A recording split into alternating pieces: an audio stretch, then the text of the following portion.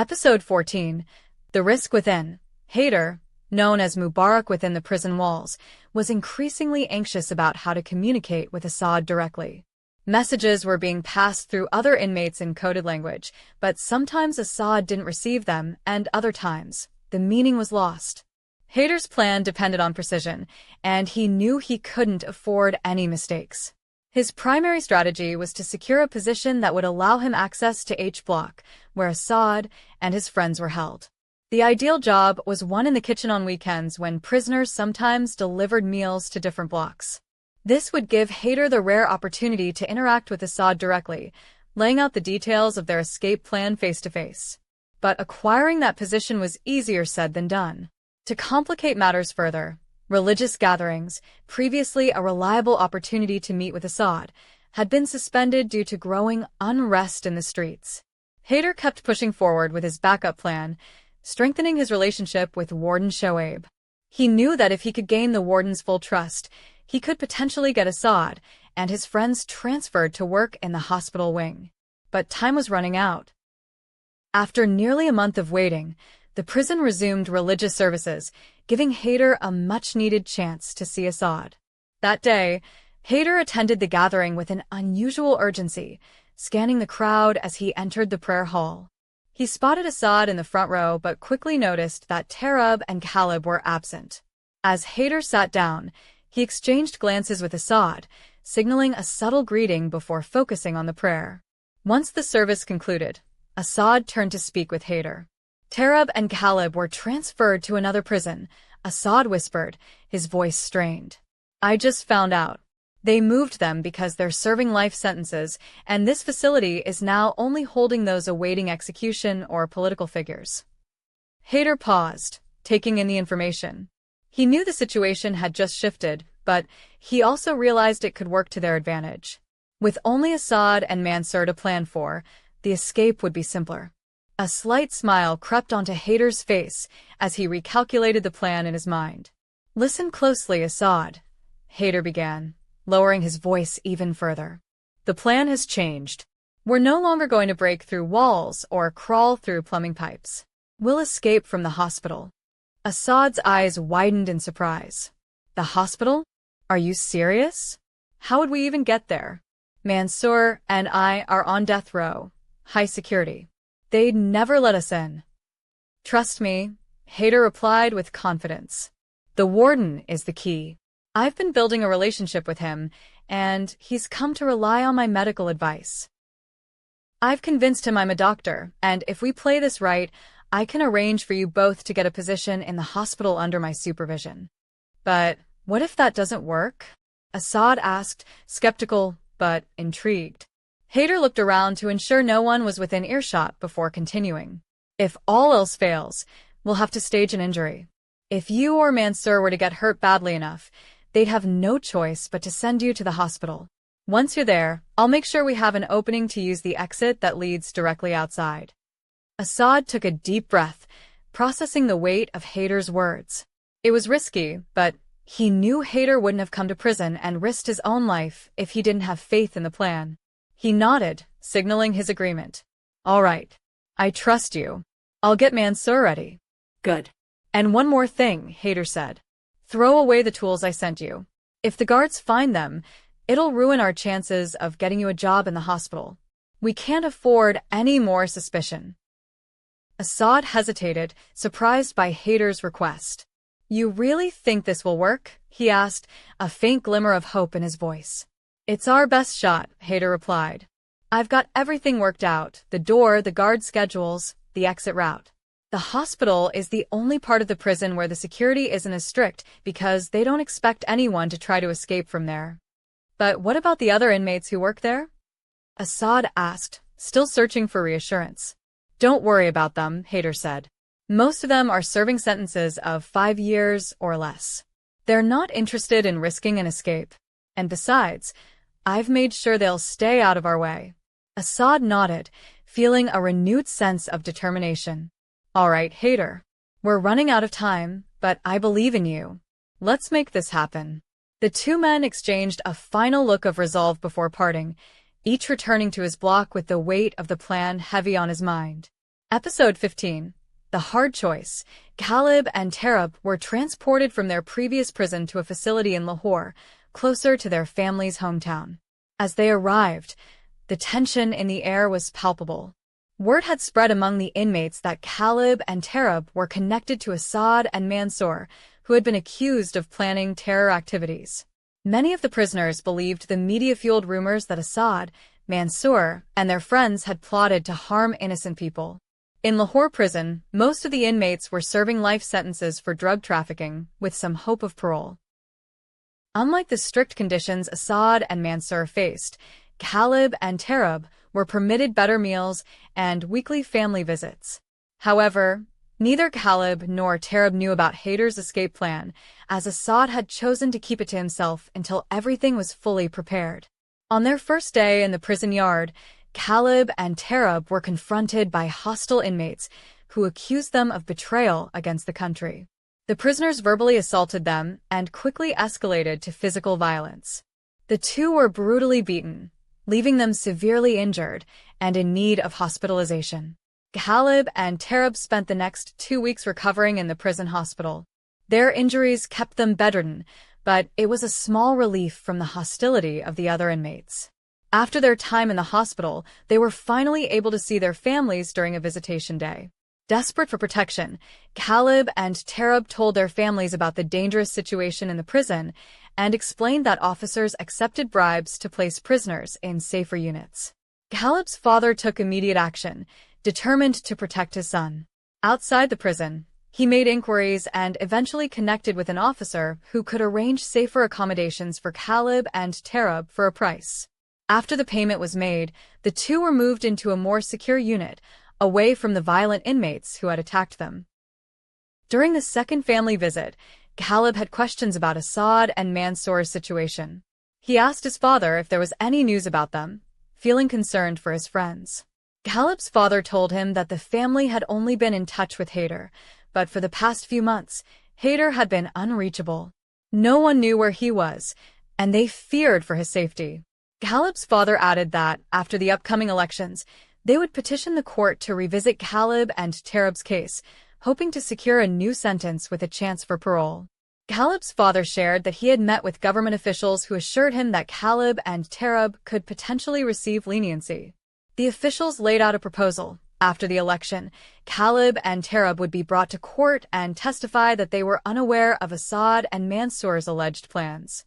They would claim they only discovered the plot after arriving in prison, where Assad and Mansoor had supposedly confessed. In return for this testimony, they would be presented as remorseful and could receive reduced sentences, sparing them from life in prison. The suggestion shocked Caleb and Tarab. They knew the accusation was false, and they couldn't bear the thought of betraying Assad and Mansoor.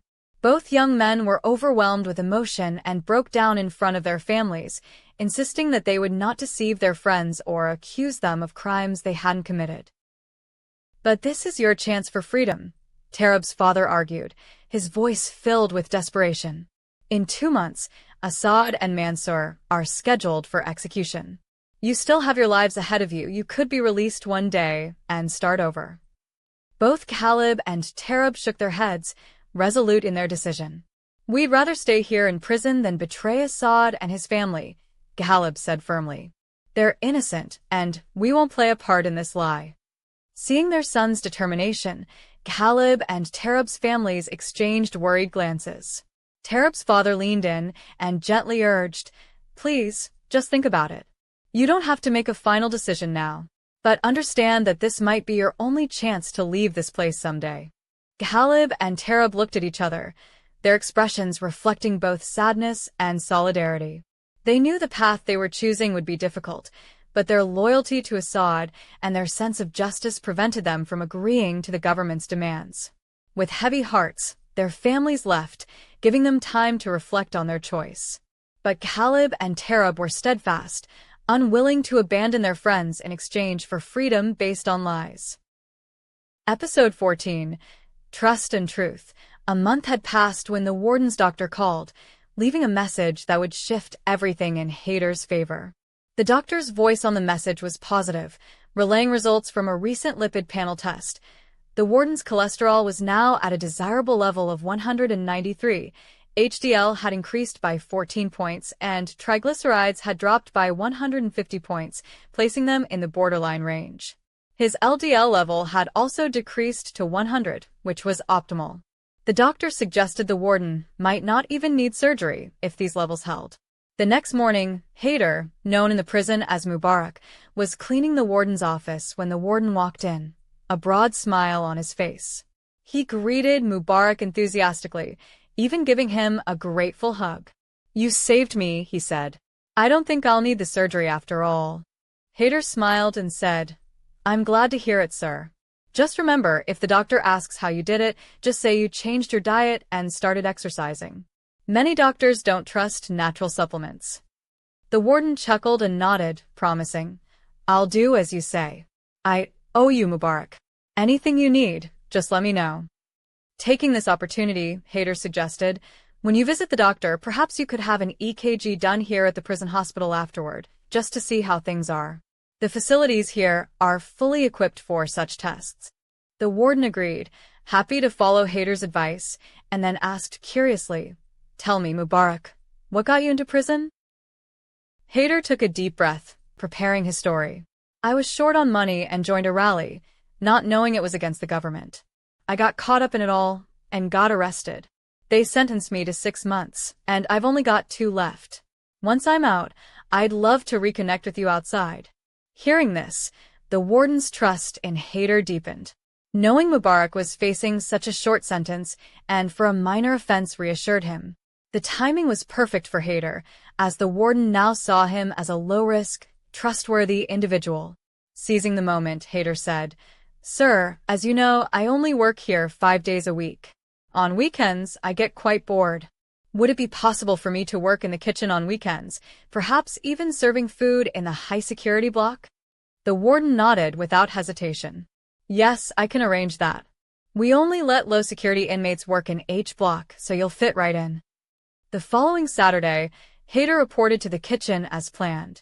After loading trays, he made his way to H block, where Assad and Mansour were held. The block was isolated, with no windows, just one solid steel door, and only limited police oversight. Entering the block, Haider delivered the meals, approaching Assad's cell last. As he neared, he called out, "Food is here." Without looking up, Assad replied, "I'm not interested.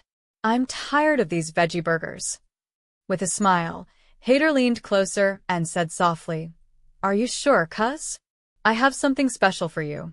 Hearing the familiar term, Assad looked up and immediately recognized Haider, joy and relief lighting up his face. It was a glimmer of hope after months of despair. Haider had brought their favorite street food, halim for Assad and chicken tikka for Mansour. "How did you pull this off?" Assad asked, his eyes wide with amazement. Haider explained, "The warden trusts me now. I've been giving him health advice, and he's grateful. In 2 weeks, I'll try to get you both assigned to the hospital. This whole plan might actually work.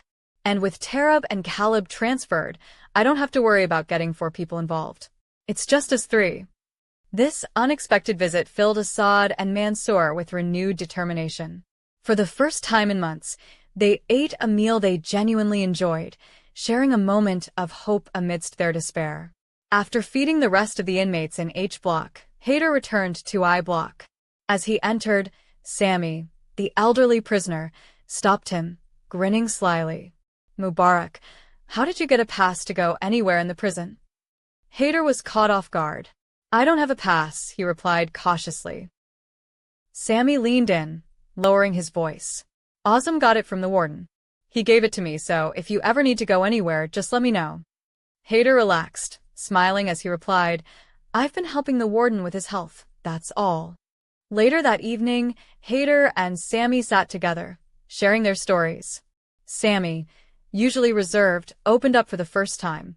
Emotionally charged, he told Haider how his daughter had been diagnosed with cancer and needed surgery, which he couldn't afford.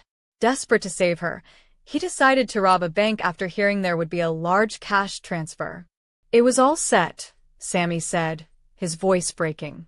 "I got in, grabbed the money, and was on my way out when a security guard drew his gun. I fired into the air, but in the chaos, 2 innocent people were killed. He paused, his eyes misting over. I made it to SWAT and bought a house, thinking I could bring my family there. But they caught me before I could even tell them where I was. Hader listened, deeply moved. What happened to your family? He asked softly. Sammy shook his head, his face crumpling with sorrow. I don't know. They never visited me. I think they believed the lies the government told, that I was a murderer. They twisted everything to protect the bank's reputation. He wiped away a tear and looked at Hader, his gaze intense. Mubarak, when you get out, could you do something for me? Find my family, tell them the truth. My daughter should have the money I hid in SWAT. Hader nodded, promising, I'll do it. I'll find them and take them to the house. They deserve to know the truth. Sammy took a deep breath, his expression softening. The money is hidden in the middle of the main bedroom. It's yours if you want it. Just promise to help my family. Hader agreed, realizing that Sammy's hidden house in SWAT could serve as a safe haven after the escape. The remote area would be challenging for the authorities to search, providing a refuge as they figured out their next steps. Sammy's voice trembled with gratitude. I don't have long, Mubarak. If I could just see my family one last time, that would be enough. Hader gave him a reassuring nod. You have my word. I'll make sure they know everything. With his mind racing, Hader now had a potential destination for after the escape. Episode 16. The heart of the plan. Hader rose early, thanking the heavens for each blessing in his journey so far. After finishing his morning prayers, he prepared himself mentally for his next steps. That morning, he reported to the warden's office, where Warden Shoaib was eager to discuss his health.